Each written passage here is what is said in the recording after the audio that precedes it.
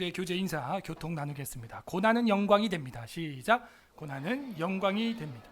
한 번 더 인사하겠습니다. 주께서 부활하셨습니다. 시작. 주께서 부활하셨습니다. 마지막으로 한 번 더 인사 안 한 분에게 인사하겠습니다. 우리도 부활할 것입니다. 시작. 우리도 부활할 것입니다. 아멘. 지난 주일에는 고난의 발전이라는 제목으로 하나님 말씀을 들었습니다. 한 주 동안도 복음과 함께 고난에 동참하는 삶을 사셨는지요? 오늘은 구약 전체 강해한 기념으로 구약 성경 신학적 주제를 정리하는 시리즈 가운데 부활의 발전이라는 제목으로 하나님 말씀을 선포하고자 합니다. 다 함께 따라하겠습니다. 부활의 발전. 우리는 부활을 믿고 있습니까? 네, 발전이라고 하는 것은 오해하면 안 된다 그랬습니다. 재개발하듯이 부셔버리고 새로운 걸 만드는 것이 아니라 성취, 계시, 점진적 계시, 그를 신학 용어에서 발전이라는 표현으로 이야기를 하고 있습니다. 언약의 발전으로부터 시작해서 예배의 발전, 선교 발전, 우리가 성전의 발전, 그리고 고난의 발전, 오늘은 부활의 발전에 대해서 성경 전체 주제를 살펴보려고 합니다. 부활은 기적입니다. 근데 이거를 스콜라주의적으로, 합리적으로, 나름대로 이성적으로 이거를 믿어보겠다고 하는 사람들, 그런 사람들은 자유주의 신학에 빠지게 되어 있습니다. 그거는 부활뿐만이 아닙니다. 인류 최초의 인간을 아담과 하와로 보지 않는 사람들, 자유주의 신학입니다. 그냥 인류 최초의 여러 인간들이 있었는데 첫 오스트랄로피테쿠스 넘어갈 때 그 아담을 사람을 아담이라고 그냥 한 거다. 아담아라고 이제 히브리어로 한 것이다. 그러면요, 성경 창세기는 그냥 동화예요. 과장법이에요. 그럼 나머지도 다 과장법입니다. 아담이 최초의 인간인 게 믿어지는 게 어려운 것보다도 더 어려운 것은 두 번째 아담께서 죽었다 살아났다는 얘기입니다. 그것도 사흘 만에. 그것뿐만이 아니라 그가 행하신 오병이어나 무리를 걷는 사건이나 이 모든 것도 합리주의나 스콜라주의적으로 어떻게든 해석해보려고 하는 과학주의 시도. 이것은 우리 개혁신학 안에선 자유주의 신학으로 평가되고 이단으로 배격하고 지난 대한예수교 장로회 합동총회에서도 배격하였습니다. 그리고 또 하나님께서 인간을 창조할 때 진화되게 창조했다. 아메바나 단세포나 지심벌레였는데 점점 진화되게 하나님이 우리를 창조했다. 그게 바로 최초의 인간이 아담이 아니라는 철학과 같은 철학입니다. 조금만 더 생각해 보십시오. 진화됐다면 아담 이전에도 뭔가 부모 개체가 있었겠죠. 그 부모 개체들은 영생합니까? 죽었습니까? 죽었죠. 그러면 죄라는 것도 죽음으로 우리에게 다가오는 것은 이제는 죽음은 죄의 문제가 아니라는 거예요. 원래 자연스럽게 죽는 거라는 거죠. 성경 창세기가 다 파괴됩니다. 안타까운 건 최근에 저희 학교 후배가 나름 책도 번역하고 하면서 좀 신학계 활동을 하던 목사님이 있는데 SNS에다 그런 글을 SNS를 남기는 바람에 지금 제 지인들도 굉장히 놀라면서 저한테 어쩜 이럴 수 있냐고 그런 글들이 날라옵니다. 전 단호하게 얘기합니다. 자유주의 신학입니다. 나름대로 스콜라주의적으로, 나름대로 합리적으로, 나름대로 과학적으로 한다고. 여러분, 기독교는 과학 종교가 아니에요. 솔직히 말해서 창조과학이 없어도 돼요. 우리는 그냥 있는 그대로 믿습니다. 그냥. 아니, 믿어집니다. 정확한 표현이에요. 안 믿어지는 거죠. 안 믿어지는 거. 부활이야말로 더 어려운 기적 아닙니까? 여러분, 그것도 그 자유주의 신학자들은 뭐라는 줄 알아요? 부활의 의미가 중요한 거지 부활이 물리적으로 있었느냐 하는 역사적 사실은 중요하지 않다, 이렇게 말해요. 헷갈리죠, 갑자기. 우리가 부활을 몇 명이 받냐가 중요한 게 아니라 부활의 의미가 중요한 겁니다, 여러분. 그 의미를 믿으시기 바랍니다, 뭐 이러는 거야. 그러니까 성도들은 모르니까 아멘 하고 막 이러는데 그게 자유주의예요. 우리는 부활의 의미를 믿는 게 아니고요, 부활을 믿어요. 이래서 이 신학이 무서운 거예요. 여러분, 그것도 신학입니다. 리버럴 티올로지라고 자유주의 신학이에요. 그것도 까내는 그 연세대학교나 이제 뭐 다른 교단에서 하는 신학들이 그게 다 자유주의입니다, 여러분. 성경을 성경 그 자체로 문자적으로 안 믿어요. 자기들이 믿고 싶은 대로 이성적으로 막 껴 맞춰 보려고 애를 씁니다. 그러면은 지난 고난 주간에 그리스도께서 십자가에 못 박혀 죽으셨는데 그때 마리아가 뭐라 그럽니까? 하나님의 아들이라 그러잖아요, 자기 아들 보고도. 그리고 남편 없이 성령으로 잉태했대요. 그거 가능합니까? 그것도 합리적으로 과학적으로 또 논증해 보시죠. 그렇게 해야 됩니다. 또 우리가 부활을 믿는다는 것은요, 우리 힘으로 안 돼요. 이거는 기적입니다. 부활은 기적이에요. 인간 차원의 어떤 물리적인 시공간의 어떤 차원으로 이해가 안 됩니다. 시간이라는 것도 하나님이 창조했기 때문에 우리가 느끼는 거고, 이 공간이라는 개념도 하나님의 피조물이에요. 그래서 우리가 이게 공간이라는 걸 느끼는 거지. 우리가 지금 경험하는 모든 것이 전부가 아니라는 거예요. 우리가 눈으로 보는 것은 가시광선 12에 30인가요? 50인가요? 헤르츠 50승 정도밖에 안 되는 겁니다. 그 가시광선밖에 못 봐요. 적외선, 감마선 못 봐요. 여러분이 듣는 것도 가시광선이 있는 것처럼 가청이 있습니다. 연령대에 따라서 고주파음이 점점 안 들리는 거 아시죠? 테스트 해봤어요? 해보세요. 인터넷에 있습니다. 삐 하면서 어느 소리부터 안 들려. 그 자기 청력 나이가 연령이 측정이 됩니다. 지금 삐 소리 하는 거 들리시죠? 이거 안 들리면 귀가 이제 늙은 거예요. 나도 안 들려요. 당황하지 마세요. 그렇게 테스트를 한다는 거예요. 실제 우리 방송팀원 2명은 안 들려요. 그래서 제가 항상 지적을 합니다. 삐 소리 난다. 안 들리는데요. 나요. 청력이 이제 연륜이 이제 연식이 오래되면 그렇게 되는 거예요. 우리가 듣고 보는 게 얼마나 많이 보고 듣고 보고 있습니까? 한계예요. 기독교는요, 기적입니다. 기적의 종교예요. 아니면 진짜 진화론으로 가야 돼. 진화론도 근데 웃긴 거 아시죠?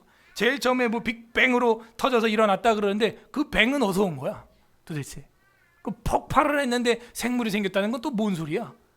그리고 가까운 달나라만 봐도 대기권이 없는데 곰보투성이에요. 그래서 뻥뻥뻥뻥 구멍. 이 지구는 어떻게 대기권이 뭐 열권, 성층권, 전리층 뭐 이렇게 막 이렇게 이야기해요. 보호가 되고 있어요. 이런 것도 신비죠. 그냥 그럴 바에는 우연이라는 신을 믿지 말고 창조신을 믿는 게 나아요. 하나님을 믿는 게 더 편합니다, 여러분. 우연이라는 신을 버리고 부활하신 창조주를 믿기를 바랍니다. 오늘은 부활절입니다. 어저께 CGV에서 정말 늘 보던 건데도 확실히 이게 극장에서 보니까 지정의 이 정 부분이 확실히 극대화되는 걸 많이 느꼈어요. 저는 처음부터 보지도 못했지만 그래도 참, 아니 베드로가 예수님 부정하는데 왜 이렇게 슬퍼? 그게 뭐가 그렇게 슬픈 일이지? 그죠? 슬픈 거예요. 그리고 예수님 잡으러 왔던 마르코스라고 하는 말코라는 군인이 베드로한테 귀가 잘렸잖아요. 근데 예수님이 그 귀를 이렇게 싹 치료해 주시고 기도해 주시는데 그게 왜 이렇게 슬퍼요, 저는? 그 치료해 주는 건데 그냥. 여러분, 자기를 죽이려고 하는 자들, 나를 죽이려고 잡아온 군인의 귀가 잘렸어요. 그럼 우리 같으면 쌤통이다 그럴 거 아니에요, 그죠? 그게 아니라 기도를 해주는 거예요. 전 이번 주도 수요일날 이재명을 위해서 기도했습니다. 여러분 기도하셔야 돼요. 욕하지 마세요. 아멘? 아멘이 안 나와. 이거 봐. 주님, 야당 대표를 불쌍히 여기시고 회개하게 하여 주옵소서. 기도해야 되는 거예요, 여러분. 기도 안 하면 여러분도 똑같은 그냥 증오자가 되는 거예요. 기도해야 됩니다. 2시간 내내 울다 나왔어. 원래 우리 교회만 대관을 했는데 밑에 보니까 또 꽉 찬 거예요. 그러니까 타 교회에서 이제 또 여러분들이 오셨더라고요.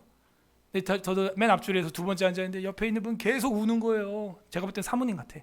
두 명, 남자분, 여자분 이렇게 둘이 커플이 딱 앉아 계셨는데 어르신들이 계속 울어요. 2시간 내내.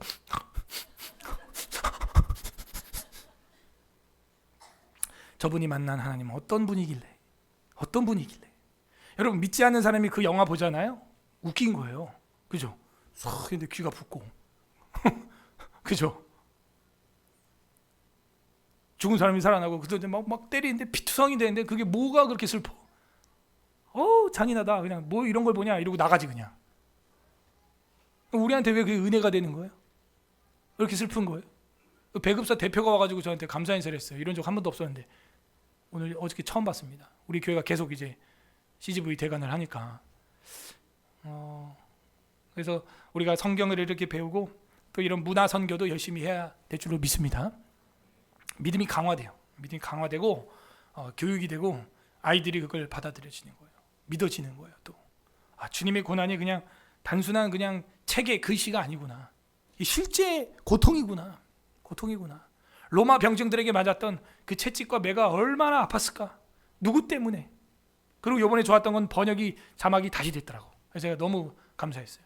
전에 거는 번역이 조금 2007년도에 나온 거는 시원치 않았는데 이번에 이제 십자가 지시다가 3번 쓰러졌다 뭐 그렇게 이제 전승에 그러니까 예수님 쓰러진 그 장면에서도 번역이 제대로 됐더라고. 예전에 뭐 내가 모든 걸 새롭게 하겠나이다 뭐 이렇게 번역이 됐었는데 주님의 뜻이 이루어지리다 그렇게 하고 또 히브리어 공부한 친구들은 이게 막 들렸대요. 초등학교 애들은 그 아람어가 이제 히브리어랑 같이 공용어 쓰는 게 있거든요. 야 어떤 단어가 들렸어요? 오, 야 이거 봐. 우리는 뭔 콩? 콩이라 그랬어요 예수님이? 쿰. 그런 이야기를 많이 했고 로마 병정도 그런 얘기를 많이 했죠. 그죠? 일어나라고. 일어나라고. 그래서 은혜가 또 새롭게 다가와. 이 똑같은 건데도.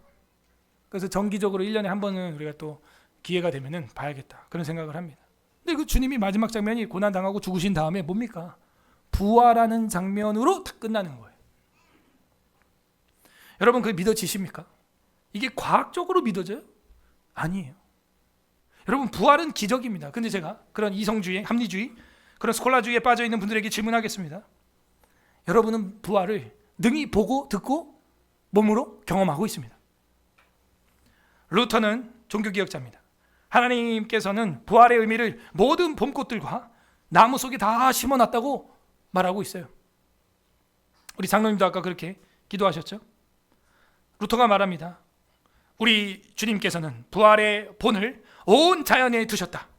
봄이 오면 나무와 꽃들이 판이 죽은 듯 하다가 다시 살아나듯 우리도 부활할 것이다. 겨울에 나무들을 보십시오. 다 죽은 것 같아. 근데 팍 하고 꽃을 터뜨리는 거예요. 죽은 나무가, 겨울에 앙상한 나무가 살아나는 걸 여러분 눈으로 보고 여러분 뭐라 그랬어요? 와, 봄바람 시날리며. 그걸 매해 불러도 기분이 좋아. 그죠? 그 사람 그걸로 60억 벌었대요. 여러분 봄바람 나겠죠? 그럼 신바람 나겠죠?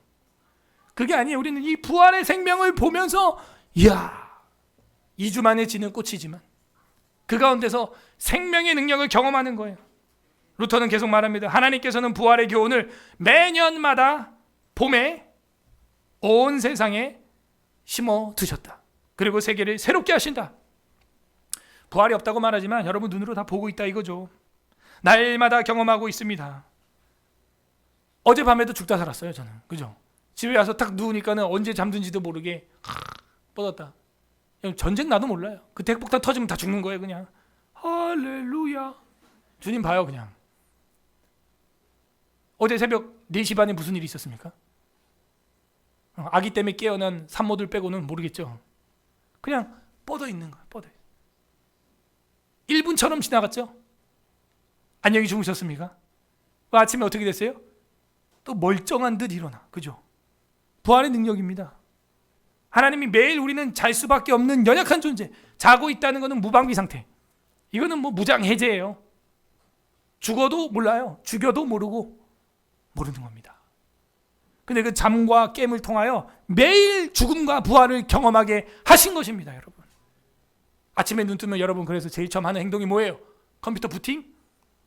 핸드폰 여는 거? 아니요. 감사합니다. 하나님 오늘 하루도 부활하게 하시고 살게 하시니 감사합니다. 어젯밤에 잠든 이 땅의 사람들 중에 오늘 아침에 못 일어난 사람들이 10,000명이 넘습니다.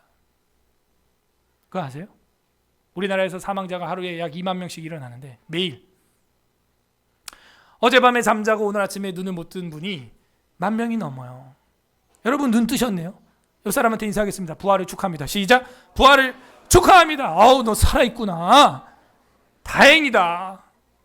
우리가 오늘 잔다고 내일 일어나는 게 당연하지 않습니다. 당연하지 않아요. 부정맥, 당뇨, 혈압 있는 분들 내일 아침에 일어나는 게 감사거리예요. 감사거리예요. 또 여러분 몸 속에도 있습니다. 그게 우리 몸에는요 매일 죽음이 일어나고 있어요. 여러분 세포가 온몸이 약 60조 개가 있는데 매일 여러분 몸에서 죽는 세포가 몇 개인 줄 아세요? 500억 개에서 살찐 사람은 700억 개, 그 정도 됩니다. 그 세포가 매일 죽어요 여러분. 그리고 그 자리에, 그 죽은 세포의 자리에 다시 또 500억 개, 700억 가가 다시 살아납니다. 거기에 다시 살아나. 좀 더 구체적으로 제가 말씀을 드리자면 피부가 가장 특징적입니다. 피부 세포가 매일 수십억 개씩 죽어요. 여러분도 뭐 각질 떨어지고 뭐 이런 거 있죠? 수십억 개가 죽고 수십억 개가 새로 만들어집니다. 피부가 가장 빠르게 교체되는 우리 세포 조직 중에 하나입니다. 여러분 그 두 번째는 뭔지 아세요? 여러분 장기예요. 장기, 내장. 그래서 그 변이 많이 나오는 거예요. 그게 다 음식이 아닙니다. 여러분 장기 세포들이 죽은 게 나오는 거예요. 그 같이. 장기 세포도 굉장히 빠르게 교체됩니다. 장점막 세포는 평균 수명이 이틀밖에 안 돼요. 길어야 5일밖에 안 됩니다. 엄청난 수의 세포가 죽어서 나가고 있습니다, 여러분. 그리고 그 나간 자리에 뭐예요? 새로운 피조물이 계속 대체되고 있어요. 몰랐죠? 혈액세포, 특히 우리 빨간 적혈구는 약 120일마다 여러분 몸에 있는 피 전체가 교체됩니다. 투석 안 해도 120일 뒤면요, 그 피는요 새로운 피예요. 120일 전에 피는 여러분 몸에 없어요. 몰랐죠? 하루에 수천억 개가 새롭게 여러분 만들어지고 있고 골수로부터 나오고 있는 거고 새롭게 피가 만들어지고 있습니다. 여러분 몸 안에서 날마다 죽음과 부활이 수백억 개씩 일어나고 있어요. 과학은 이러라고 공부하는 거예요. 하나님의 창조와 놀라운 성령의 능력. 여러분 죽고 살아나는 이게 성령의 능력이에요. 성령의 능력이 뭐 저 달나라에 있는 게 아닙니다. 여러분 몸 안에서 일어나고 있어요. 할렐루야. 그 능력으로 우리가 지금 살아있는 겁니다. 우리에게 봄날을 통해서 가시적으로, 그리고 또 우리의 몸을 통하여, 그리고 우리 몸 속을 통하여 주님께서는 부활의 교육을 죽음과 새 창조를 통하여 날마다 보여주시고 있는 것입니다. 오늘 성경 말씀은 부활의 성취가 나오고 있습니다. 우리는 어떻게 부활을 믿을 수 있나요? 오늘 성경 그 비밀을 우리에게 계시해주고 있고 성경 전체를 통하여 부활 신학을 살펴볼 것입니다. 부디 오늘 말씀을 통해서 영광의 날에 부활체를 입는 서울에스라교회 성도들 되기를 주님의 이름으로 소망합니다. 아멘. 7가지를 좀 살펴보겠습니다. 오늘도 언약, 성전, 예배, 선교, 고난의 발전을 넘어 부활의 발전 살펴보겠습니다. 창세기부터 66가지도 넘겠지만 66경이 있으니까 시간상 7가지만 살펴보려고 합니다. 성경신학적 부활신학은 구속사적 부활의 흐름을 우리에게 분명히 메시지를 던져주고 있고, 구약은 그림자요, 신약은 실체로서 우리에게 선포하고 있고, 그걸 저랑 여러분으로 하여금 믿으라고 말하고 있습니다. 창세기에 보게 되면 창세기 3장 19절 한번 살펴보겠습니다. 죽음의 문제와 생명의 예언이 나와 있죠. 창세기 3장 19절 합독하겠습니다. 시작. 내가 흙으로 돌아갈 때까지 얼굴에 땀을 흘려야 먹을 것을 먹으리니 네가 그것에서 취함을 입었음이라. 너는 흙이니 흙으로 돌아갈 것이니라 하시니라. 네, 우리가 고난 신학에서 공부한 본문이죠. 뭐예요? 우리가 죄로 말미암아 여자는 임신과 출산의 고통을, 남자는 그 가정을 돌보며 그 일을 하고 땀을 흘리고 땅을 일궈야만 음식을 먹을 수 있는 그런 처지에 우리가 처하게 되었고, 땅은 엉겅퀴와 가시덤불을 내는 저주의 상태를 보여주게 되었습니다. 아담과 하와의 범죄로 말미암아 너는 흙이니 흙으로 돌아갈 것이니라, 이렇게 말하고 있어요. 그러면은 이제 이것도 사실은 그런 스콜라주의자들에게는, 자유주의자에게는 이거를 의미적으로 그냥 해석해야지 팩트로 보면 안 된다는 거예요. 흙으로 만든 것도, 생기를 넣은 것도 우리는 그런 거 배격합니다. 그냥 하나님이 그렇게 만들었다고 우리는 믿는 거예요. 죽음의 저주가 인류에 이제 들어오게 된 것도 이때부터 들어왔다고 믿는 거고, 이전에는 죽음이 없었습니다. 그죠? 영생의 부활의 그냥 그 자체였어요. 생명이 넘치는 부활의 삶 그 자체였어요. 그런데 이런 저주를 받은 인간들이 어떻게 됩니까? 선악과를 먹고 나서 바로 피토하고 죽었어요? 안 죽었어요? 안 죽었다는 게 문제죠. 하와가 먹는 순간 빨간 피를 쫙 토하면서 눈을 까뒤집으면서 꼴까락. 그러면 아담이 먹을까요? 안 먹었겠죠. 근데 문제는 바로 안 죽었다는 거예요. 그러면 이제 뱀의 말이 맞은 거죠. 그러나 한편으로는 하나님이 뭐예요? 기회를 준 겁니다. 용서의 기회를 준 거예요. 회개의 기회를 준 거예요. 회개의 기회를 준 게 언제까지냐? 5장까지죠. 5장 보겠습니다. 창세기 5장 1절. 이것은 아담의 계보를 적은 책이니라. 하나님이 사람을 창조하실 때, 여기도 창조라고 나와 있는데요. 1장만 그러면은 신화적 동화적 해석을 하면 안 되고 이 5장도 그럼 신화적 동화적 해석을 해보시죠. 이미 족보는 많이 지나갔는데요. 가인으로부터 해가지고 뭐 두발가인까지 뭐 야발, 유발, 라멕 뭐 다 나왔습니다. 근데 지금 여기 5장에서도 뭐라 그래요? 창조하실 때라고 말하잖아요. 그죠? 진화시키셨을 때가 아니라. 하나님 바보가 아니에요. 진화했으면 성경에 그냥 내가 진화했다 이렇게 할 거예요. 그죠? 우린 그걸 믿으면 돼. 뭐 그렇게 어려운 얘기를 해요.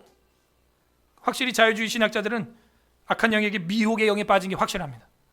2절. 남자와 여자를 창조하셨고, 그죠? 그들이 창조되던 날에 하나님이 그들에게 복을 주시고 그들의 이름을 사람이라 일컬으시다. 그죠? 이거는 창세기 2장이 아니에요. 지금 5장이란 말이죠. 인류가 벌써 수천 년 지난 다음의 이야기예요. 3절. 아담은 130세에 자기 모양 곧 자기의 형상과 같은 아들을 낳아 이름을 셋이라고 하였고, 아담은 셋을 낳은 후에 몇 년? 800년을 지내며 자녀들을 낳았으며. 그럼 이것도 상징적으로 해석해야겠네. 그러니까 성경 하나를 비틀면요 다 고쳐야 돼요. 그러니까 소설이 되는 거예요. 그게 좌파 신학입니다. 그게 자유주의 신학이에요, 여러분. 교회 파괴하는 거죠. 성경 파괴하는 거예요. 우리는 절대 배격합니다. 5절 합독하세요. 시작. 그는 930세를 살고 죽었더라 밑줄. 자, 선악과를 먹고 안 죽었던 것 같지만 이제 죽었어요. 그리고 이제 누구 말이 맞았어요? 뱀의 말이 맞았어요? 하나님 말씀 맞았어요? 하나님 말씀이 맞아버렸네요. 죽음은 이렇게 시작되고 있어요. 옛날 사람들은 그렇게 오래 살았습니다. 그러나 오래 산 게 아니에요. 1000년밖에 못 산 겁니다. 여러분 인생이 얼마나 짧은지요? 100년은 시간도 아닌 것 같아요. 그러니 1000년은 살아야 좀 살았다 할 것 같지만 1000년도 짧은 거예요. 저 동구밭에 은행나무도 1000년 됐대요. 바다거북이도 200년을 산답니다. 만물의 영장이라는 인간이 이게 뭡니까? 40년. 에스키모인들의 기대 수명은 40년. 조선 왕조 왕들의 수명이 40이에요. 그리고 오늘날 과학이 좀 발달해서 저랑 여러분이 80세, 우리 한국 사람들이 평균 연령 사망 연령대가 80에서 83입니다. 이제 누구 말이 맞나 보십시오. 5장 전체가 놀랄 5자입니다. 따라하세요. 그 5장이에요. 8절. 그는 900세를 살고 죽었더라. 920세를 살고 죽었더라. 11절. 그는 905세를 살고 죽었더라. 죽었더라에 밑줄 치라고요. 14절에 그는 910세를 살고 죽었더라. 17절. 마할랄렐은 그는 895세를 살고 죽었더라. 20절에 야렛은 962세를 살고 죽었더라. 자, 이때 또 제일 오래 사는 사람 25절에 무드셀라가 나오는데 27절 보세요. 969세를 살고 죽었더라. 이렇게 돼 있어요. 31절에 라멕은 그는 777세를 살고 죽었더라. 그리고 노아는 500세 되던 해 셈, 함, 야벳을 낳았다. 이렇게 나와 있어요. 5장이 뭘 보여줍니까? 죽음의 기원을 보여주고 있는 것이죠. 죽음이 이때부터 시작된 거지. 그 전부터 무슨 유인원들이나 아베마나 그럴 때부터 시작된 거라고 보지 않는다는 것입니다. 자, 여기서 우리는 포인트가 있어요. 여러분 벽지도요. 도배를 하다가 한쪽에 장미꽃으로 한쪽 벽만 딱 도배라는 걸 뭘 준다 그래요? 포인트 도배를 한다 그래요. 여기 포인트가 있는데 제가 안 읽었어요. 21절. 에녹은 65세에 무드셀라를 낳고 무드셀라를 낳은 후에 300년을 하나님과 동행 밑줄. 하나님과 동행하며 자녀들을 낳았으며 그는 365세를 뭐라고요? 밑줄. 뭐가 없어요 지금? 어디 간 거야? 24절 합독하세요. 시작. 에녹이 하나님과 동행하더니 하나님이 그를 데려가심으로 세상에 있지 아니하였더라. 아멘. 기적이죠. 신비죠. 하나님이 데려가 버렸다는 거예요. 믿으십니까? 이게 안 믿어지면 예수님 부활 믿는다는 것도 거짓말이에요. 하나님이 창세기에 부활 신학을 이렇게 숨겨놨다니까요. 하나님이 원하는 건 죽었더라가 아니에요. 하나님의 본심은 동행하고 같이 살고 싶은 거예요. 함께 살고 싶은 거예요. 그래서 에녹은 하나님과 동행했고 그는 죽음을 보지 아니하고 하나님이 그를 데려갔다는 거예요. 부활 승천했다는 거예요. 이것이 신비예요. 이것이 부활의 능력이에요. 죽음의 기원을 보여주고 있는 창세기에서 그 사이에 포인트를 집어넣어서 반전을 집어넣어가지고 승천을 쓰고 있어요. 와, 승천. 이거는 주님의 비하, 승기 둘 중에 어디에 속하는 거예요? 승귀에 속하는 것이죠. 죽음 이후에 하나님 기억 속에서 생명의 계보가 끊어졌는데 주님은 본심을 에녹을 통하여 부활의 그림자를 우리에게 보여주신 것입니다. 우리가 이 오경하고 역사서 이제 순서대로 보면서 진행을 할 겁니다. 이제 역사서에 보게 되면 열왕기 상하서에 좀 살펴보려고 합니다. 열왕기 상하서 중에서 열왕기 하서 2장 11절 보겠습니다. 이제 역사서로 들어갑니다. 왕하 2장 뭐 이 사이에도 부활의 모티프는 많습니다. 다 죽어가는 나오미 가정을 세워준 보아스 집안부터 해서 그게 예수님의 그 소생과 회복과 부활의 모티프를 보여주고 있는 게 많이 있어요. 삼손을 통해서 사사들을 통해서 이스라엘 구원한 것도 마찬가지고 일단 시간상 그건 넘어가고요. 직접적인 내용들을 좀 보기를 원해요. 저는 더 2장 11절 합독하겠습니다. 562페이지 562페이지 열왕기하 2장 11절 시작. 엘리사가 보고 소리 지르되 내 아버지여 죄송합니다. 11절 그 윗절이네요. 시작. 두 사람이 길을 가며 말하더니 불수레와 불말들이 두 사람을 갈라놓고 엘리야가 회오리 바람으로 하늘로 올라가더라. 네, 엘리야는 죽기를 기도했었죠. 근데 하나님이 너 할 일이 더 있다 이래고 살았어요. 그래서 목사님들이 하는 말이 뭐예요? 사명이 있는 사람은 죽는다 안 죽는다? 안 죽는다는 거예요. 오늘 저랑 여러분이 그 500억 개의 세포가 죽었지만 죽지 않고 오늘 사는 것은 뭐 때문에 살아있는 거예요? 하나님의 일 하라고. 엘리야는요 기도했어요. 죽여달라고. 저랑 여러분도 그런 기도 인생의 험악한 세월 중에 해본 적 있을지 모르겠어요. 뭐 있을 수 있습니다. 근데 하나님이 왜 안 데려가고 살려두냐면 하나님의 일을 하라고. 아직 넌 일을 할 수 있다고. 하나님의 일을 해야 된다고. 다음 후계자들을 세우라고. 그래서 살게 해준 겁니다.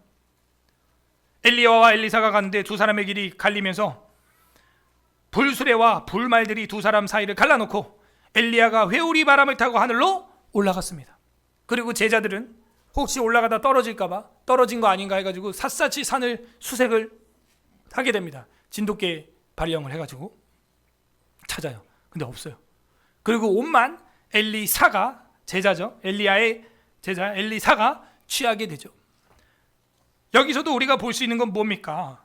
바로 하나님께서 부활을 넘어서 영광의 상태로 우리를 옮겨줄 수 있다는 거예요. 그게 요한계시록의 휴거예요. 사실은 이런 것들이 여러분이 역사적으로 안 믿어지면요 신약은요 더 안 믿어질 이야기들로 가득 차 있어요. 뭐 오병이요 죽은 사람 살리고 무리를 걷고 뭐 물이 포도주가 되고 더 어렵다니까요 예수님 믿는 게. 그리고 본인이 죽다 살아났다 그러고 아니 죽다가 아니라 죽었다 살아났다 그러고. 그러므로 신앙생활을 구약부터 차근차근 해나가야 됩니다. 주님은 우리를 이렇게 영광 상태로 옮길 수 있는 승천과 죽은 자의 소생 능히 할 수 있는 하나님이구나. 근데 왜 이게 안 믿어주지 아세요? 여러분이 경험이 없어서. 내가 그런 하나님을 못 믿는 것은요 내가 믿지 못해서예요. 진짜 경험이 없는 거예요. 그런 하나님 만나본 적이 없어요. 죽음과 사망과 절망과 죄악과 질병 속에서 나를 치료해 주시고 건지신 간증이 없는 거예요. 이거만큼 슬픈 성도도 없어요. 사실은 간증이 있어야 됩니다. 여러분 왜 간증이 없냐? 또 기도를 안 해요. 구하지 않아요. 간증이 없어요. 또 우리 삶 가운데 부활의 능력에 간증이 넘치기를 바랍니다. 그리고 엘리야의 후계자 누구? 엘리사가 수넴 여자를 만나게 됩니다. 근데 그 수넴 여자가 얼마나 엘리사 목사님을 잘 섬기는지요. 그 선지자를 잘 섬기니까는 내가 이 집에다가 복을 줘야겠는데 뭘 줄까? 그랬더니 여자가 아유 괜찮습니다. 그리고 옆에 있던 게하시 종이 뭐라 그래요? 엘리사 선생님, 이 여인이 결혼한 지가 오래됐는데 아이가 없어요. 그래, 그 여인을 들라. 수냄 여자가 들어오니까 내년 이맘때쯤 아이를 안게 될 것이요. 그랬더니 그 여인이 아유 농담하지 마세요 선지자요. 나도 내 백성 가운데 그냥 있나이다. 그 말은 그냥 나도 그냥 일반인처럼 그냥 삽니다. 그냥 그렇게 한 거예요. 근데 그 다음에 되니까 진짜 아이가 태어났어요. 자유주의 신학자들은 뭐라 그럴까? 그 엘리사이다 뭐 이럴 거야, 그죠? 지옥을 가 그냥.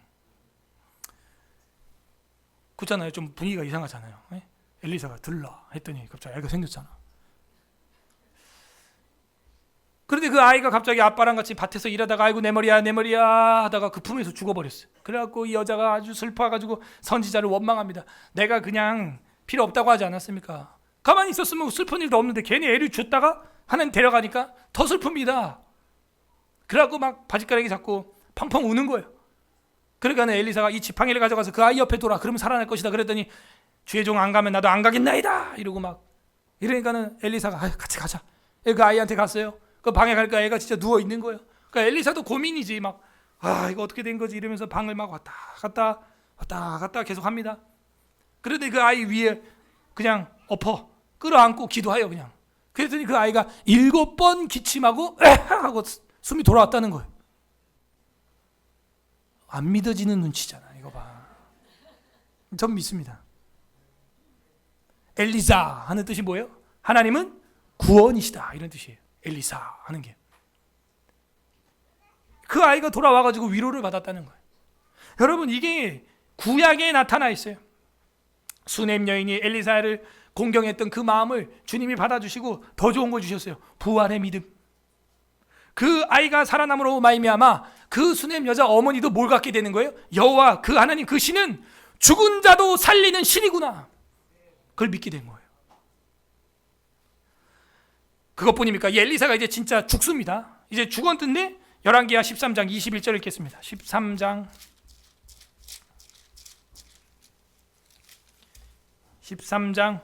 21절 합독하겠습니다. 584페이지 584 열왕기하 13장 21절 시작. 마침 사람이 장사하는 자들이 그 도적대를 보고 그의 시체를 엘리사의 묘실에 들어 던짐에 시체가 엘리사의 뼈에 닿자 곧 회생하여 일어섰더라. 와우. 엘리사 시체를 장례 실어갖고 무덤에, 그때는 우리처럼 이렇게 막 흙으로 덮는 무덤이 아니에요. 유대인들은 그냥 동굴처럼 이렇게 집어넣는 겁니다. 그렇게 해서 넣는데 그 엘리사 시체가 닿은 다른 시신들이 잠깐 일어났다는 거예요 이게. 근데 이 사건이 예수님 십자가에 못 박히신 당시에도 그게 나타납니다. 나타나요. 이 뭘 보여주는 거예요? 그는 죽은 게 아니라 생명으로 들어갔다는 걸 보여주고 있는 겁니다. 엘리사는 죽어서 끝장난 게 아니라 생명으로 들어갔음을 보여주는 퍼포먼스예요. 생명으로 들어간 곳이구나. 잠깐 일어나는 거예요. 죽은 자들이. 깜짝 놀랐다. 이적이죠. 표적이죠. 저 혼자 생각하기를 어렸을 때 이게 좀비의 기원 아닐까? 뭐 이런 생각도 해보고. 잠깐 일어났다. 죽은 자들이. 기적이죠. 역사죠. 놀라운 일이죠. 이거는 종교적으로 해석이 돼야지, 성경적으로 해석돼야지 과학적으로 해석되는 게 아니죠. 엘리사의 시신이 닿은 그 시체들이 부활했다는 것은 장차 죽은 자 가운데서 일어날 예수 그리스도의 권능, 그 메시아의 실체, 그가 우리를 살릴 뿐이라는 예표, 그 그림자를 보여주고 있는 겁니다. 조금 더 진도를 나가서 이제 예언서로 넘어가면은 이사야 25장 8절 읽겠습니다. 이사야 25장 8절. 이사야 25장 8절. 995페이지 25장 8절 합독하겠습니다. 시작. 사망을 영원히 멸하실 것이라. 주 여호와께서 모든 얼굴에서 눈물을 씻기시며 자기 백성의 수치를 온 천하에서 제하시리라. 여호와께서 이같이 말씀하셨느니라. 네, 아멘. 이사야도 예언합니다. 사망을 영원히 멸하실 것이다. 그리고 그들의 수치를 제하여 버리고 눈물을 씻어 주실 것이다. 이 예언자도 예수 그리스도를 제일 많이 예언했던 이사야도 뭘 이야기하고 있어요? 부활을 이야기하고 있어요. 사망이 없어진다는 것이죠. 자, 다음 장 26장 19절 보겠습니다. 26장 19절 다음 장 합독하겠습니다. 시작. 주의 죽은 자들은 살아나고 그들의 시체들은 일어나리이다. 티끌에 누운 자들아 너희는 깨어 노래하라. 주의 이슬은 빛난 이슬이니 땅이 죽은 자들을 내놓으리이다. 죽은 자들은 살아나고 이렇게 돼 있어요. 자, 25장 26장이 주제가 뭐예요? 심판 찬양이에요. 누가 심판을 찬양해요? 누가 재판을 찬양해요? 억울한 피고인인 저랑 여러분이 복음 때문에 박해받고 예배 탄압받고, 그죠? 강제 백신 피해받고 그렇게 억압받고 막 이렇게 눌려있는 우리들, 우리가 제일 원하는 게 뭐예요? 아멘 주세요. 예수요, 예수요, 어서 오시옵소서. 그냥 그날을 기다리는 거야. 아이가 옆집 친구한테 장난감 뺏겼어. 그러면 이 아이는 누굴 기다려요? 너 우리 아빠 오면 잃을 거야. 아빠 오는 날만 기다리는 거예요. 여러분이 아버지를 기다리십니까? 안 기다린다면 우리가 빌런일 수 있어. 우리가 악당인 거야. 우리가 너무 잘 먹고 잘 살아. 주님 오면 안 돼. 내가 뭐 이렇게 이중장부한 것도 많고. 근데 우리가 정직하게 정도를 걸어가는데 핍박과 박해와 억압과 그런 게 있었다면요, 여러분 마음에 일어나는 게 심판을 찬양해요. 주님 오시옵소서. 그냥 찬양한다니까. 그걸 제일 기다리는 사람이 누구냐? 저 북한의 성도들이에요. 북한의 성도들이 제일 기다리고 있어요. 지금 아오지 탄강에서, 요독 수용소에서 주님 지금 오시옵소서. 주의 백성이 억압받고 있나이다. 주님 지금 오소서. 지금 오소서. 그러고 기도하고 있다니까요. 우리는 주님 조금만 더, 우리 한 80년 뒤쯤 오시면 안 될까요? 제가 갈게요. 주님 너무 좋아요. 대한민국 나 벚꽃놀이 가야 돼요. 우리가 그리스도의 고난에 동참한다? 꿈 같은 얘기예요. 제가 이번 주에 어제도 그 영상을 보면서 묵상한 게, 내가 뭐 목회하다 뒤통수, 옆통수, 앞통수가 뭐 맞든 터지든 깨지든 예수님 앞에 명함도 못 내미는 거구나 이게. 우리 불평불만하지 맙시다. 우리 교회 뭐가 없네, 뭐 화장실이 어쩌네, 그냥 화장실에 들어가 그냥. 여러분 뭘 불평불만을 하는 거예요 도대체? 이 천국 같은 데 살면서 주님의 고난을 보았다면, 주님의 못자국과 주님의 창자국을 보았다면 뭘 불평불만을 해요 도대체? 안 본 거죠. 못 본 거죠. 그 오늘날 시대가 얼마나 좋아요. 그 재현해가지고 영상으로도 보게 해주자. 제가 어제 영화 보면서 느낀 거는 저거는 가짜다. 그죠? 연출된 거잖아요. 실제로 더 얼마나 고통스러웠을까. 전 아이들한테도 그랬어요. 뭐 끔찍해, 무서워 할까봐 엄마 아빠들 막 걱정하는데 전 반대예요. 아들 딸들한테 얘들아 예수님 저거보다 더 심한 고통을 당했다. 그렇게 알고 봐라. 여러분 우리가 겪는 모든 것이요 그냥 천국 그 자체입니다. 그냥. 그런데 여기 이사야서에서 믿는 백성들은 25장과 26장에 심판과 구원을 찬양하고 있는 모습이 나오고 있다는 거죠. 우리는 과연 그 심판을 찬양할 수 있을까요? 죽은 자들이 살아나고 그 시체들이 일어나리이다. 티끌 가운데 누운 자들이 누구냐? 깨어서 노래하라. 그리고 이슬은 빛난 이슬이니 땅이 죽은 자들을 다 내어놓으리다. 이 표현 내어놓으리다, 이 표현이 이제 계시록에 나옵니다. 분명히 이야기하고 있고 65장 갑니다. 이사야 65장 17절 보세요. 이사야서 65장 17절 1047페이지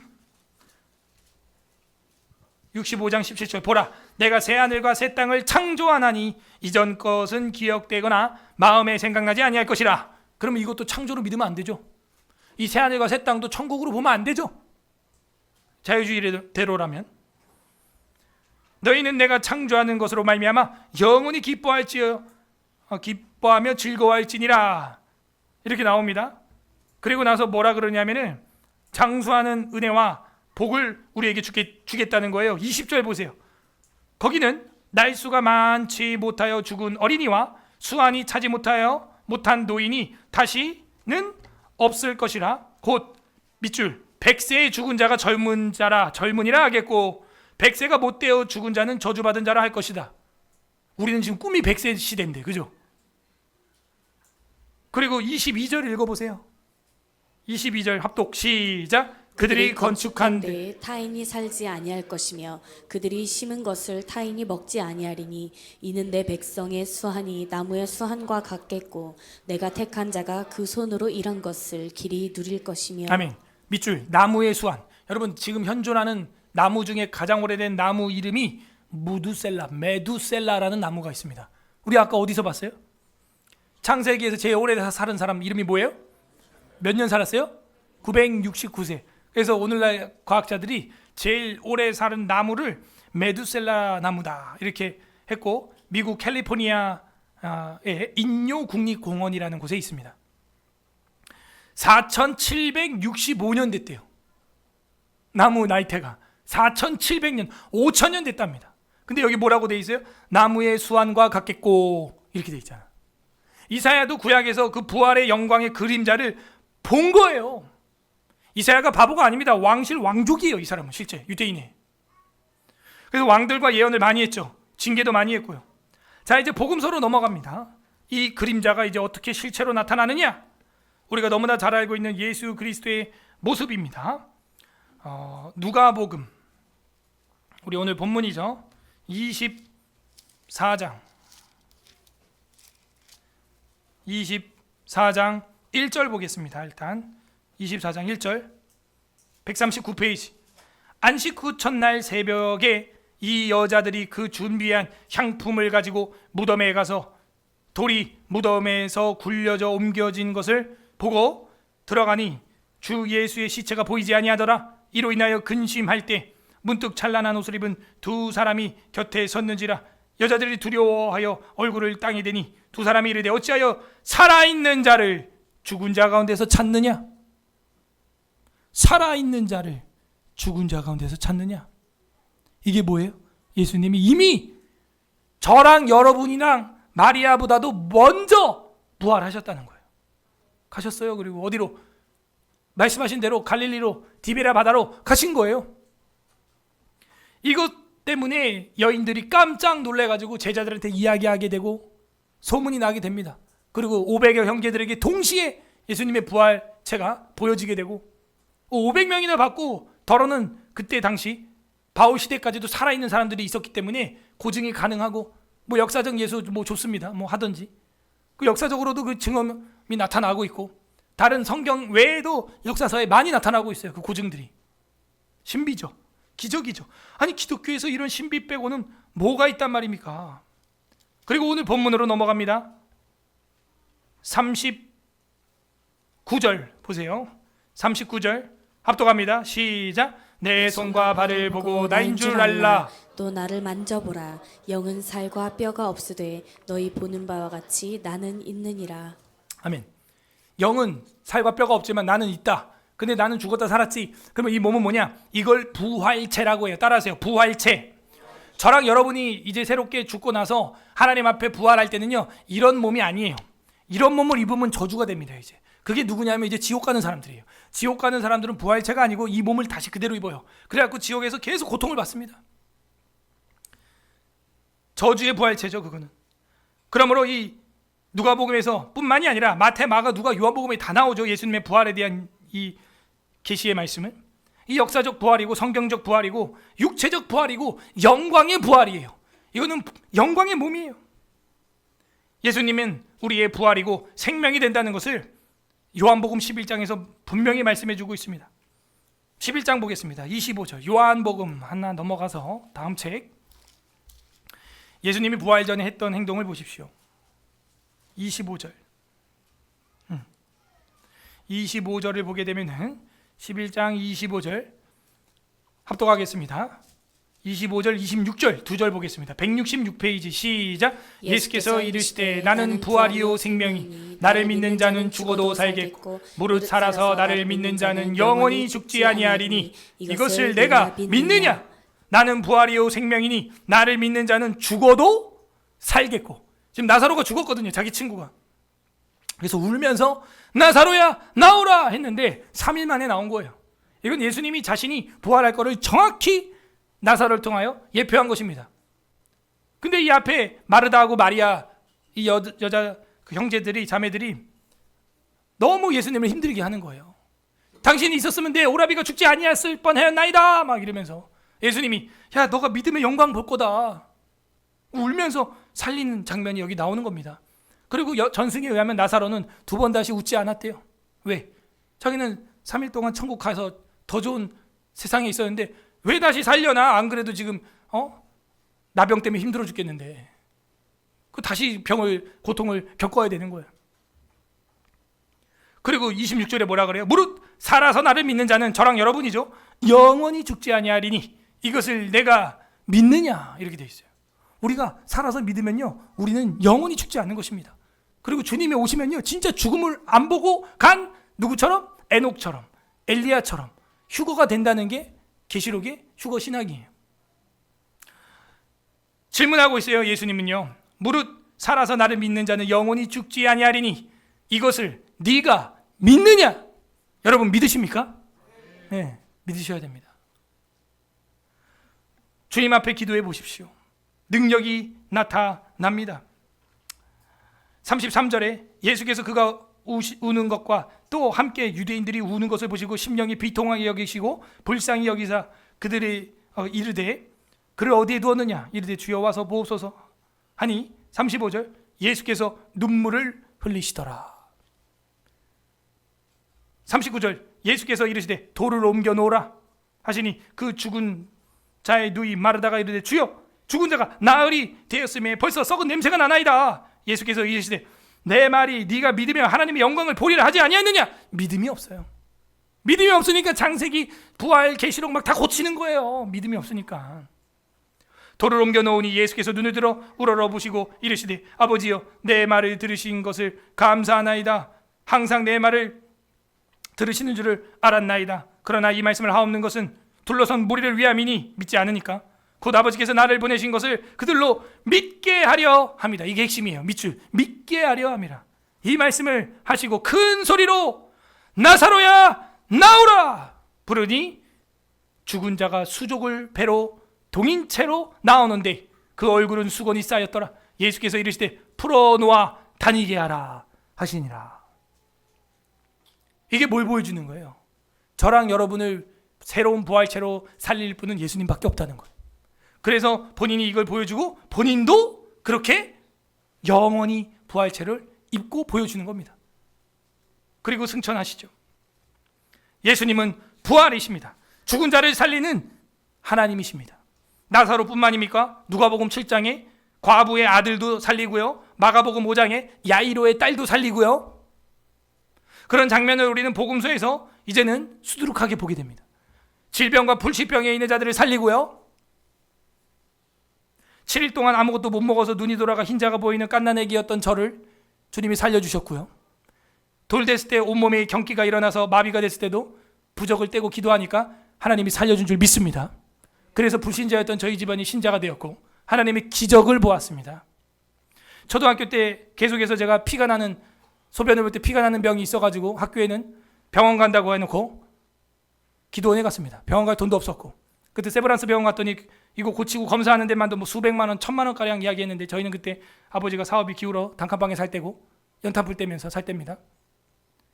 기도했어요.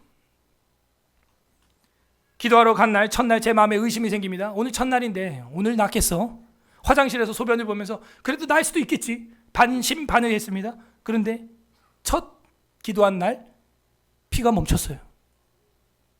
저는 화장실에서 웃으면서 소변을 받고 마음속으로 이런 생각이 들었습니다. 다른 사람은 몰라도 나는 이 신비의 하나님을 믿어야겠다. 나를 고쳤잖아. 그러면서 하하하 하면서 소변을 봤어요. 이게 화장실에서 만난 하나님이에요. 네. 여러분 화장실에서도 간증하세요. 여러분이 뭐 예컨대 뭐 항질환이 있다든지 뭐 치질이 걸렸다든지 해보세요. 죽음입니다. 저는 안 걸려서 모르겠지만 죽음이에요. 죽음. 예. 고통스러워요. 화장실 가는 것도 여러분 할렐루야 하면서 봐야 되는 거예요. 이따 화장실에서 노래 부르려 이제.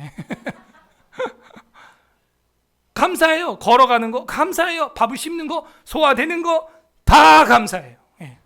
기적이에요. 한 번은 학교 갔다가 중학교 때 교복 입은 채로 집에 와서 쓰러졌습니다. 옆구리가 너무 아팠어요. 식은 땀이 나고 전 눈을 못 떴습니다. 내 어머님이 와가지고 현우야 왜 그래? 아, 맹장 같아. 제가 왜 맹장 같아 그랬냐면 저희 아버지가 맹장 수술했거든요. 대부분 그 집안이 그 한 기관이 안 좋으면요, 그 아들들도 안 좋아.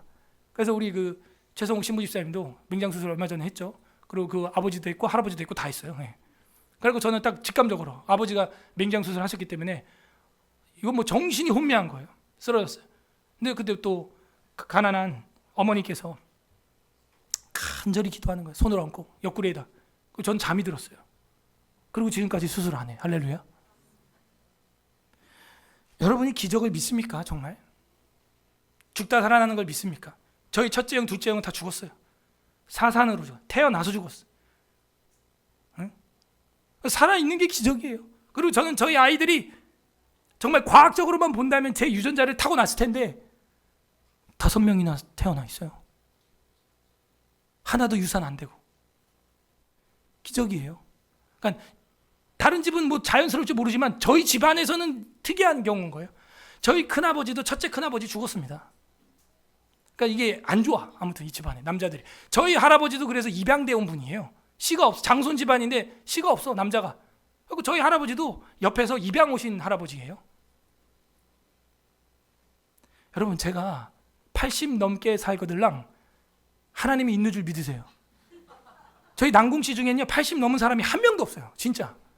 그리고 키가 170 넘은 사람은 제가, 저희 형이랑 제가 최초고요. 네. 제가 80 넘게 살거들랑 무두셀라다, 남궁셀라. 저희 집안에는 환갑나무 예수 믿은 저희 아버지가 제일 오래 살았어요. 왜냐하면 중학교 고등학교 때부터 술 담배에다가 뭐 그냥 막 전쟁하러 막 월남전 갔다 오고 6.25 겪고. 작은 아버지도 먼저 죽었습니다. 남자 다 죽고 마지막까지 사는 게 저희 아버지. 7남매 중에서 남자 4명 중에 마지막까지 사는 게 저희 아버지였어요. 여자는 모르겠어요. 첫째 고모도 지금 살아있어요. 지금 100살이 다 돼가요. 근데 이 집안에 남자는 안 돼요. 아무튼. 그러나 하나님의 생명의 능력은 과학을 초월하는 것입니다. 창조의 능력인 겁니다. 사도행전과 서신서를 우리가 너무 잘 알고 있죠. 사도행전으로 넘어가 보면요, 사도행전 2장 24절, 3장 15절, 4장 10절, 7장 17장 31절, 이 모든 게 그 예수 부활을 설교하는 장면이에요. 2장 24절만 보겠습니다. 시간상. 2장 24절. 하나님께서 그를 사망의 고통에서 풀어 살리셨으니. 자, 사망의 고통에서 풀어라 그러죠. 마치 나사로의 동인 배 옷을 풀어 다니게 해라 한 것처럼 표현하고 있어요. 풀어 살리셨으니 이는 그가 사망에 매어 있을 수 없음이니라. 사도행전이 뭐예요? 부활행전이에요. 죽은 자를 살립니다. 제자들도 사도들도 똑같이 그 일을 합니다. 내게 은과 금은 없거니와 나사렛 예수 이름으로 명하노니 일어나라 하는 거예요. 네. 여러분 안에 불가능한 일들, 무너진 육체들, 가정들 일어나기를 바랍니다. 쿰 하는 거예요. 쿰. 일어나라. 베드로가 누굽니까? 예수님 3번 저주했던 사람이에요. 어떻게 그런 사람한테 능력이 있습니까? 있습니다. 하물며 저와 여러분이겠어요? 똑같이 우리에게도 그 부활의 생명의 능력이 넘치는 것입니다. 이게 내게 믿어지냐가 문제인 거죠. 믿어지면 영광을 봅니다. 안 믿어지니까 능력이 안 나타나요. 반신반의라도 해야 되는 거예요. 반이라도 믿어야 되는 거예요. 겨자씨만큼이라도 믿어야 되는 거예요. 그러면 영광을 보는 거예요. 편지, 서신서 중에서는 로마서만 보겠습니다. 로마서 6장 4절과 고린도전서 봐야 되는데 6장 4절 하고 고린도 보겠습니다. 로마서 6장 4절. 고린도 먼저 봐야겠네요. 고린도 다음에 로마서가 있죠? 앞에 있군요. 네. 로마서 먼저 보겠습니다. 6장 4절. 6장 4절에서 5절이네요. 2절. 한 절만 읽겠습니다. 6장 4절 합독합니다. 246 페이지 시작. 그러므로 우리가 그 죽으심과 합하여 세례를 받음으로 그와 함께 장사되었나니 이는 아버지의 영광으로 말미암아 그리스도를 죽은 자 가운데서 살리신 것 같이 우리로 또한 새 생명 가운데서 행하게 하려 함이라. 그죠? 바울도 부활 이야기를 하고 고린도 넘어갑니다. 15장. 고린도전서 15장 이 엄청난 장을 보십시오. 58절까지 있습니다. 고린도전서 15장 이 엄청나게 긴 장, 이게 왜 이렇게 길게 기록됐을까? 중요하니까. 자, 여기서 우리가 좀 서론하고 결론만 보겠습니다.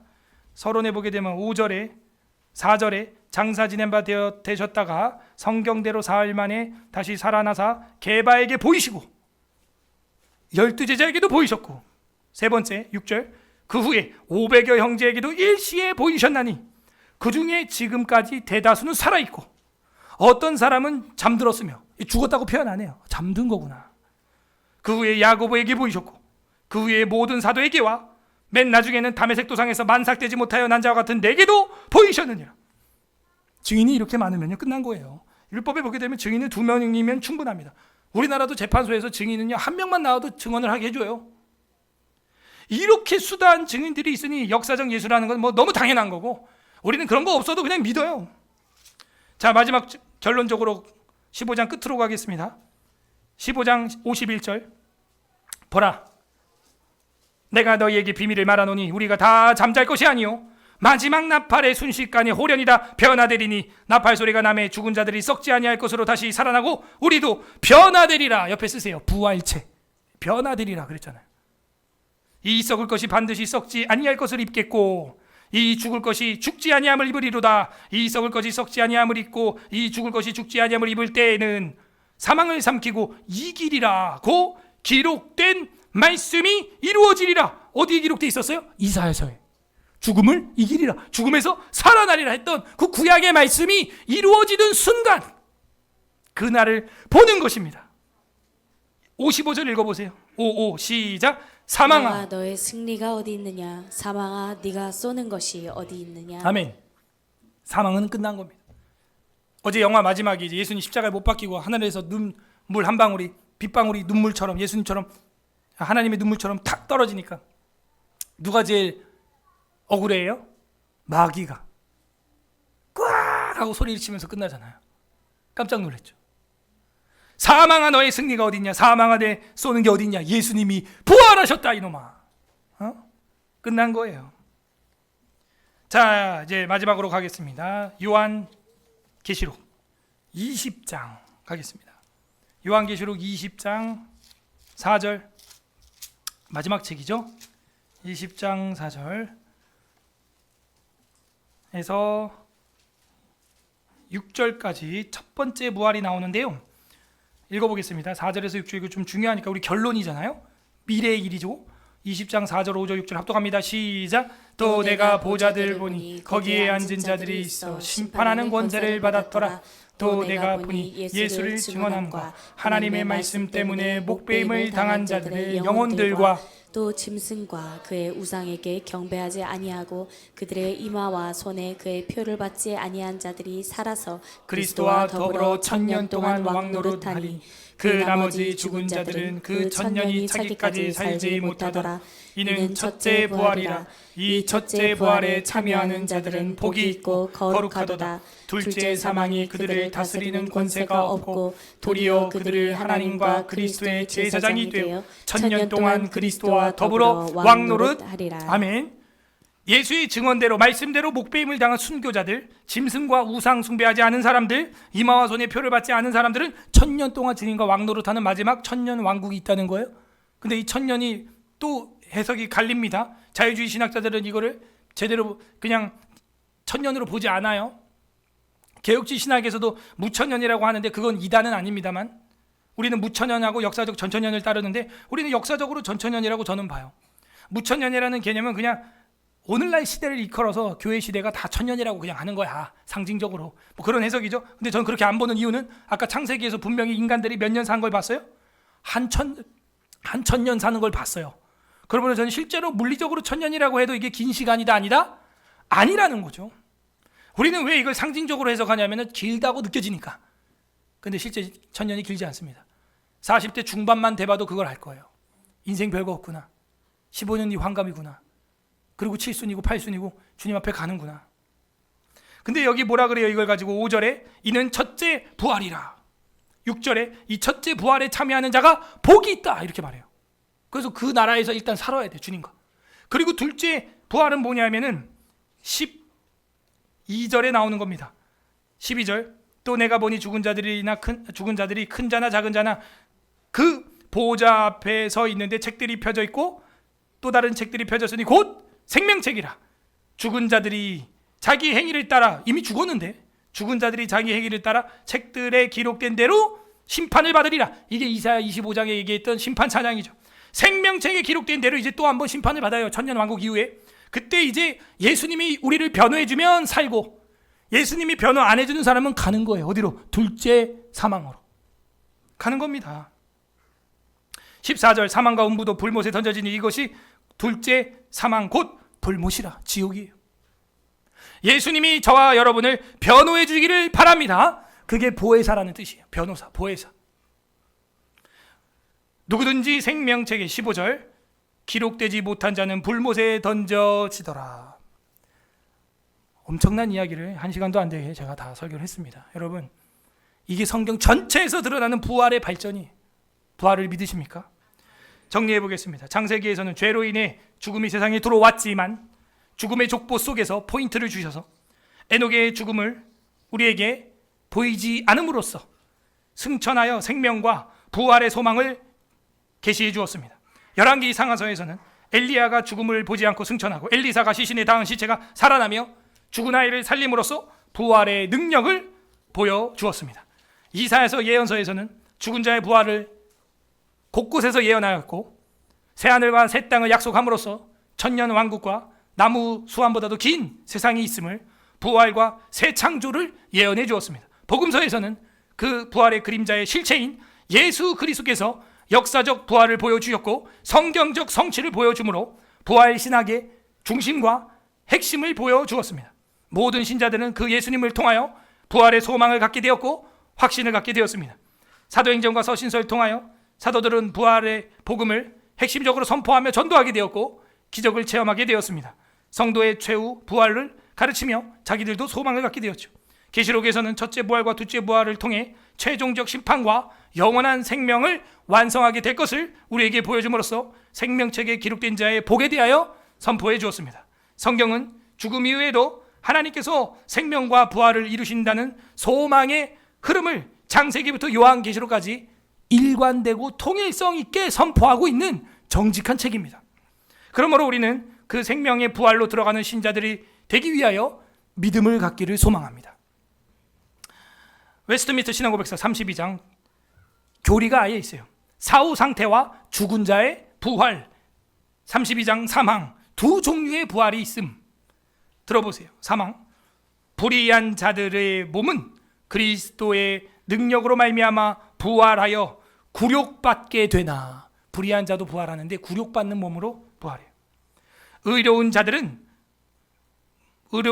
몸은 그의 성령으로 말미암아 부활하여 영광에 이르며 그리스도 자신의 영화로운 몸과 비슷한 몸이 될 것이다. 이렇게 교리가 정해지고 있습니다. 각자 하나님 마음이 무엇인지 한번 생각을 해보시기 바랍니다. 하나님 마음이 무엇입니까? 우리를 영생의 나라로, 에녹처럼, 엘리야처럼, 예수 그리스도의 승천처럼 죽음을 보지 않고 그냥 영원히 함께 살고 싶은 마음. 여러분들 자녀들 키우시는 분들은 아이들이랑 이 행복이 멈추지 않길 바라죠. 그 마음, 그게 아버지 하나님의 마음이에요. 각자 적용해 보세요. 예수 부활을 나는 믿고 있는가? 두 번째, 나는 내 부활을 믿고 있는가? 내가 부활할 것을 믿고 있는가? 세 번째, 부활을 소망하면 이 땅에서 핍박과 고난을 견디고 내가 정말 부활을 소망하는 사람이라면 어떠한 어려움도 감당하며 헌신하고 있는가? 내가 섬기는 이 섬김의 노동과 고통이 과연 고통인가? 고통으로도 안 와닿는 거죠. 끝맺습니다. 부활은 기적입니다. 루터는 모든 자연 만물과 꽃과 나무에 하나님께서 부활의 생명을 계시해 두었다고 선포했습니다. 우리는 날마다 자고 깨면서 부활을 경험하고 있고 여러분 몸속에 500억 개, 700억 개의 세포가 있음으로 인해서 항상 부활의 경험을 하고 있습니다. 구약의 모든 부활의 발전은 결국 예수 그리스도를 가리키고 있으며 신약에서 그분을 통해서 완성이 되게 되어 있습니다. 그 완성이 바로 십자가의 죽으심과 부활의 사건입니다. 여러분, 이 십자가와 부활의 사건, 그것이 이 시간 말씀 생각하면서 부활하신 주님 감사합니다. 감사기도 하시기를 바랍니다. 나의 삶에 무너진 삶과 육체와 경제와 가정도 다시 살려주셨던 하나님 감사합니다. 감사기도 하시고, 두 번째 회개합시다. 그 부활의 주님을 있는 그대로 믿지 못하고 마르다와 마리아처럼 의심하며 예수님을 괴롭게 했던 것들 주님 용서하여 주옵소서. 믿음이 없었습니다. 세 번째는 결단합시다. 간구하는 기도하시되 이제는 부활의 소망으로 헌신하게 하여 주옵소서. 내가 겪는 모든 고난도 모든 힘듦도 주님의 고난에 비하면은 티끌밖에 되지 않습니다. 부활을 소망하며 그날을 부활하보며 내가 부활체 입을 그날을 믿으며 이 땅에서 주님을 위하여 헌신하는 나의 영혼과 몸이 되게 하여 주옵소서. 우리 주님 한번 부르고 기도하겠습니다. 주님